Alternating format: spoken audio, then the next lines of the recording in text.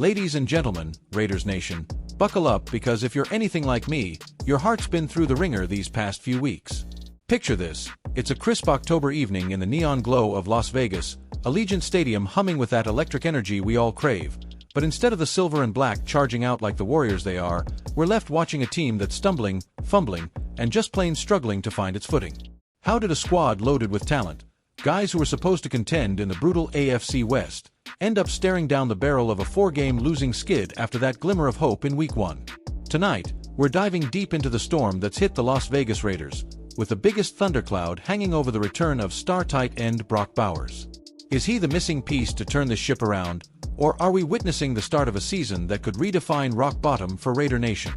Stick with me, because we've got analysis, history, hot takes, and even a little trivia to keep that fire burning in your chest.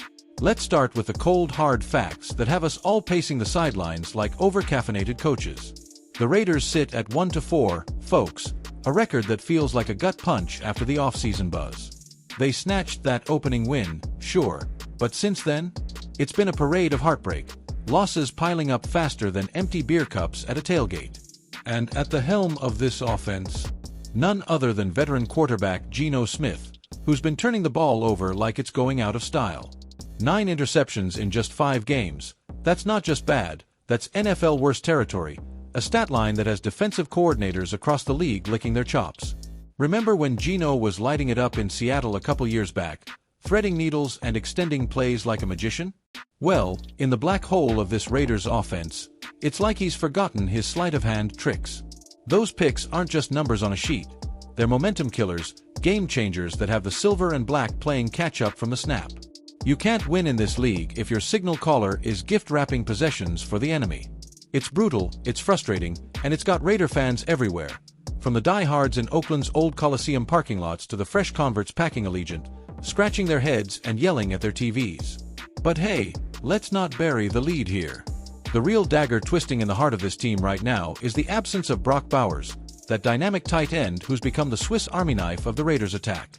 If you've been following along, you know Bowers tweaked his knee back in Week 1, a nagging injury that he gutted through for a few games, playing like the tough-as-nails rookie he is.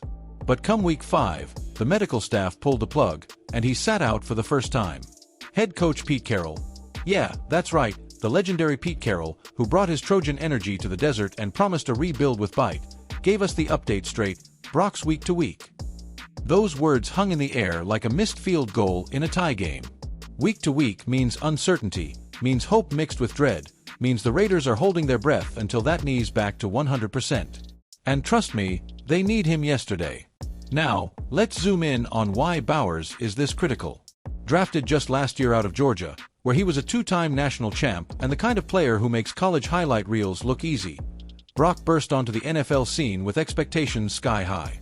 In his rookie year, he hauled in 50-plus catches, turning short routes into chunk yardage and red zone nightmares for defenses.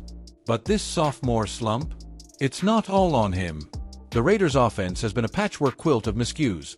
Protection breakdowns leaving Geno dancing in the pocket like he's at a bad prom, receivers running wrong routes, and a run game that's about as effective as a screen door on a submarine. Bowers was averaging nearly 60 yards per game before the injury, with those soft hands snagging contested balls that remind you of a young Tony Gonzalez. Smooth, reliable, and always in the right spot. Without him, the tight end room feels like a ghost town. Backups are game, but they're not Brock. He's that safety valve, that mismatch nightmare who can block like a mauler on the edge or leak out for a seam route that stretches the field. Imagine the AFC West beasts, the Chiefs with their Patrick Mahomes wizardry, the Chargers slinging it with Justin Herbert, even the Broncos trying to find their soul, picking apart a Raiders D without Bowers to steady the ship. It's no wonder the offense is sputtering at under 18 points per game. Geno's INTs. They climb when there's no reliable checkdown option like Bowers to bail him out. Shifting gears, and trust me, this transition's as smooth as a Crosby sack.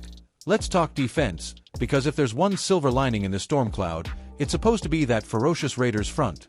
Max Crosby, our edge-rushing beast, is the heartbeat of this unit, a 6 feet 5 inches freight train with 14.5 sacks last season alone, terrorizing quarterbacks like it's his personal vendetta. Born in Indiana but forged in the fires of Eastern Michigan, Crosby's story is pure Raiders lore. Undrafted free agent in 2019, fighting through injuries, including that brutal ankle tweak that had us all praying, only to explode into an all-pro force.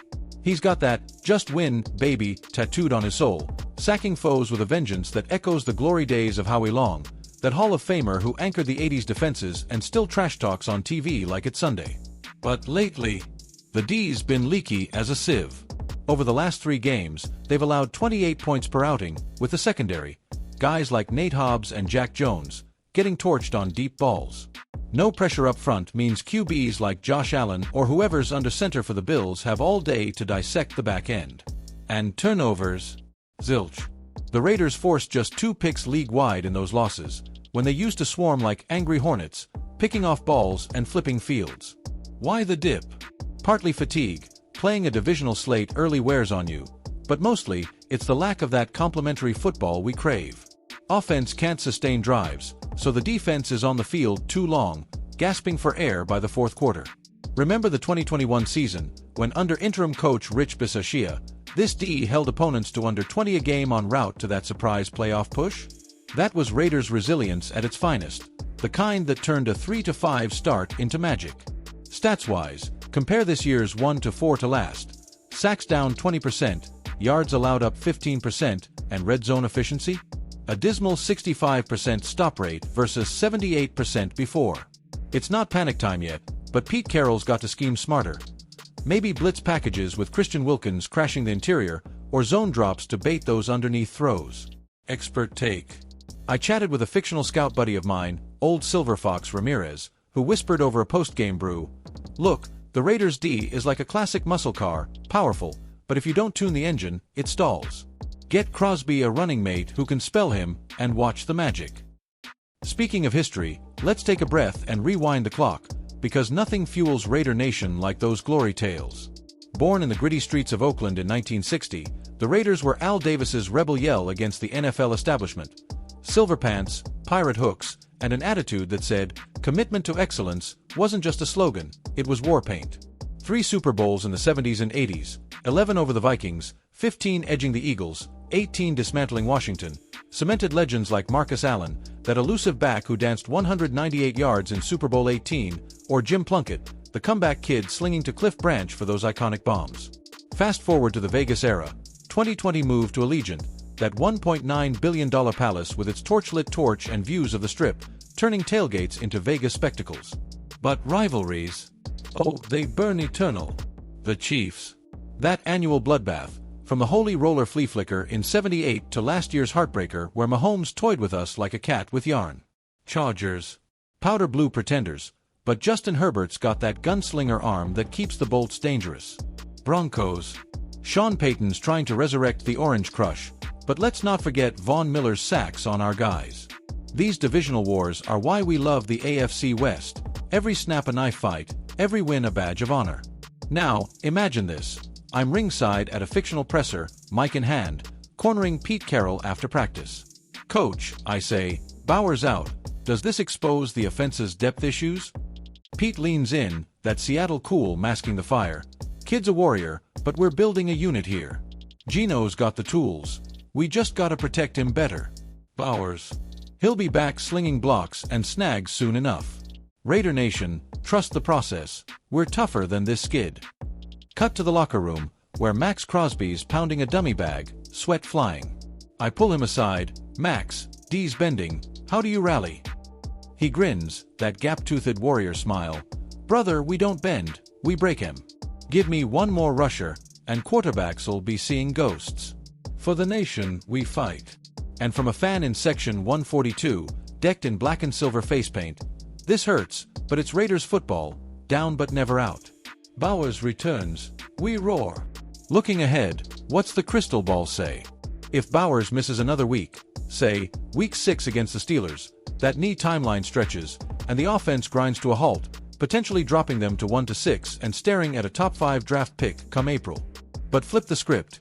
He suits up healthy, Gino cleans up the picks, maybe with some film study on those footwork drills, and the D rediscovers its snarl.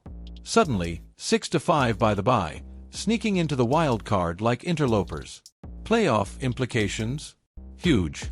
The AFC's a meat grinder. Chiefs own the division, but a hot Raiders streak could steal a spot from the Jets or Texans. Draft-wise, without a miracle, they're eyeing a stud OT to fortify that line or a WR to pair with Jacoby Myers. My prediction: Bauer's back by Week 7, sparking a 3-game heater that has allegiance shaking. But it starts with coaching tweaks, more play action to freeze those LBs, bootlegs to get Geno rolling out. Folks, as the sun sets on another tough Tuesday in Raiderland, remember this: the silver and black aren't defined by losing streaks, they're forged in them. From the autumn wind sweeping through Oakland's ghosts to the neon pulse of Vegas nights, this franchise thrives on defiance. So lace up, fire up the grill, and tune in Sunday, because when Brock Bowers straps it on, when Crosby roars off the edge, magic happens. Raider Nation, you're the 12th man, the heartbeat, the reason we never quit. Watch every snap, chant every down, and let's turn this skid into a sprint. For more Raiders heat, hit subscribe, drop a like, and join the conversation below. Just win, baby, commit to it. I'm your host, your name, signing off from the black hole. Up next, AFC West Showdown breakdowns. Stay silver.